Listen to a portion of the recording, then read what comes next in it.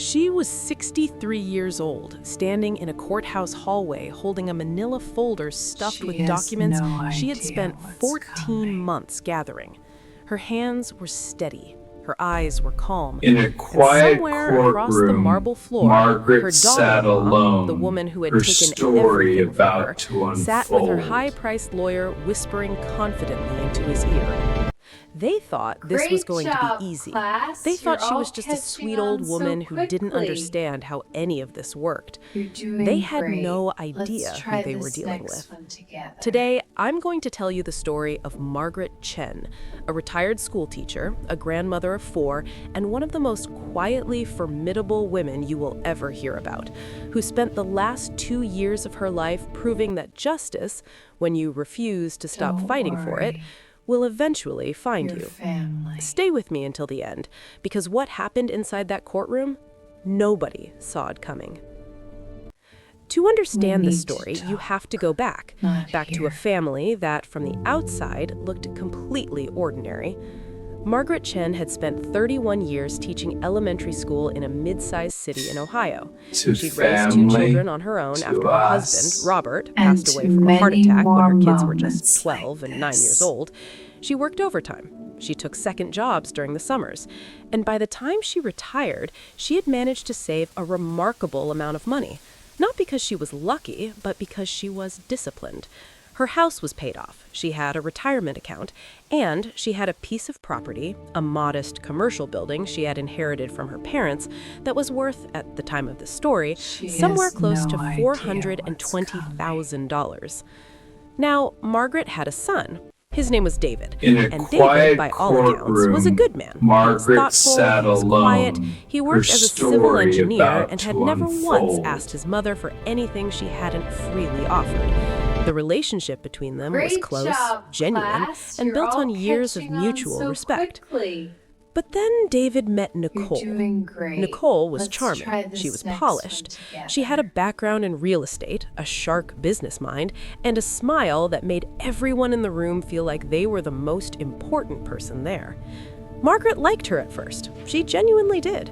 When David announced their engagement, Margaret threw a dinner party for 30 people and toasted the happy couple with champagne she had been saving for a special occasion. The wedding was beautiful. The first year of their marriage seemed happy. Margaret watched her son glow in a way she hadn't seen since he was a teenager discovering his love for baseball. But by year 2, something had changed. It was subtle at first. Nicole would make small comments, little remarks about how overcrowded the family gatherings were, about how David needed space to grow. She started steering him away from family events. First, it was the holidays. Then it was birthdays. Then it was just regular Sunday dinners. One by one, she pulled at each thread until the whole fabric had come apart. Margaret noticed. Of course she noticed. But she was the kind of woman who believed in giving people the benefit of the doubt. She told herself Nicole was young, that adjusting to a new family was hard, that she just needed time. She kept the door open. She kept calling. She kept showing her food and birthday cards and little notes for the grandchildren she hadn't met yet. Because at that point, David and Nicole were expecting their first child. Then came the conversation that changed everything. It was a Tuesday afternoon in March. Nicole had called Margaret and asked if she could come over, alone, without David. She said she wanted to talk about something important.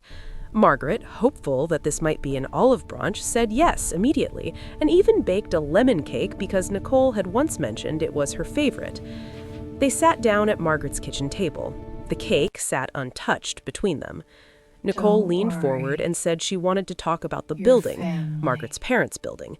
She said that she had been doing a lot of research, that the market was really strong, and that she thought they could do something incredible with that property, a full redevelopment, ground floor retail with 3 apartments above. She had already spoken to a developer who was very interested. Margaret listened carefully. She asked questions. She was not, by any definition, closed to the idea. She had been thinking about what to do with the building herself for years. But then Nicole got to the part she had been building towards all along. She said that to make this work, they would need Margaret to transfer the deed, temporarily, of course, into a joint LLC, David and Nicole would manage the project. Margaret would be a silent partner, guaranteed 30% of the profits once the development sold. Margaret sat very still and said, "You want me to transfer the deed?" And Nicole smiled and said it would just be while the project ran, that it made things cleaner legally, that the developer preferred working with an LLC. She said they would work out Margaret's exact percentage in the agreement and that she shouldn't worry. She was family, and they were going to take good care of her. Great job, class. Don't worry, you're family. We're going to take good care of you. Those words should have been reassuring. Instead, something in Margaret's chest tightened. She told Nicole she would think about it. She thanked her for the visit. She walked her to the door, closed it gently behind her, and then stood in her hallway for a long, long moment. She did not touch the lemon cake. Instead, she picked up the phone and called her old friend Bernard Whitmore. Bernard was a retired attorney, the kind of man who had spent 40 years reading contracts the way most people read novels. They had been friends since Margaret's husband was alive, and she trusted him completely. She told Bernard what Nicole had proposed. She asked him to explain, plainly and honestly, what it actually meant to transfer the deed of property into an LLC where she was a silent partner. Bernard didn't hesitate. He said it meant she would give up control of the property. He said that if something went wrong, if the LLC defaulted on any obligations, or if the other members dissolved it, she could lose everything. Then he asked her directly, "Did someone ask you to do this?" She said yes. And Bernard said, "Don't sign anything, not one page. Do you hear me?" She heard him. She said no to Nicole's proposal the next day. She did it politely over the phone, telling her that after careful consideration, she wasn't ready to transfer the property to anyone, and that she hoped they could still find another way to work together. Nicole's response was brief and cool. She said, of course, that she understood completely. That was the last warm conversation they ever had. Over the following weeks, David stopped calling as frequently. Invitations to family dinners dried up, and Margaret, though hurt, accepted it. She was a practical woman. She threw herself into her garden, her book club, and the Tuesday morning Bible study she had attended for 15 years. She tried not to think about the building. Then, 4 months later, on a gray October morning, she received a letter. It was from the County Property Records Office, a routine annual notice, the kind they sent out every year reminding property owners of their tax obligations. Margaret opened it, expecting nothing unusual. The name on the ownership record was not Margaret Chen. It was Chen Harmon Developments, LLC. Margaret read the document 3 times. Then she sat down. She had never signed over her building. She had never agreed to any transfer. She had never, not once, put her name on anything related to an LLC. But according to the official county property record, the transfer had been completed 6 weeks earlier, and listed at the bottom of the transfer document in black ink was her signature. Except it wasn't her signature. She called Bernard.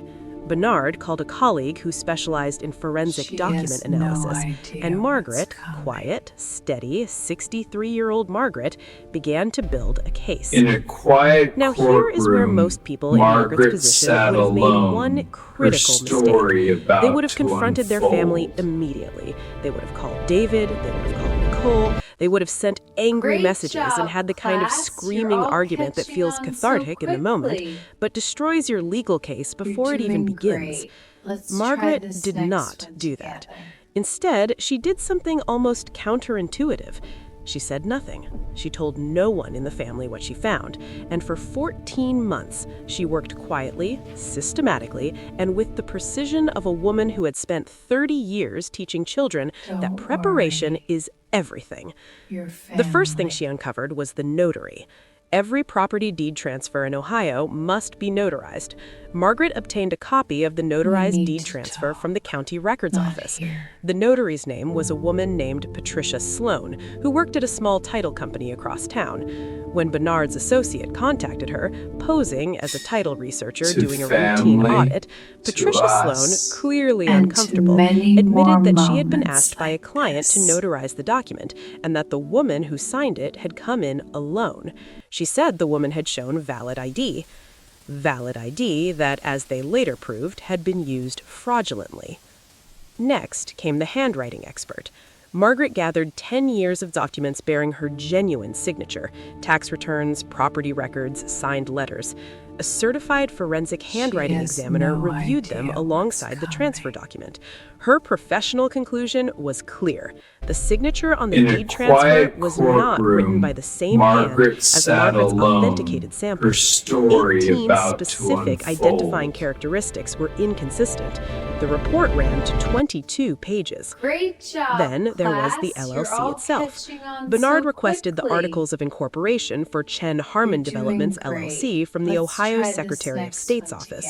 The LLC had been formed 8 weeks before the deed transfer, 3 weeks after Margaret had told Nicole she would not participate. The registered members were Nicole Harmon Chen and Trevor Morse, a real estate developer who had a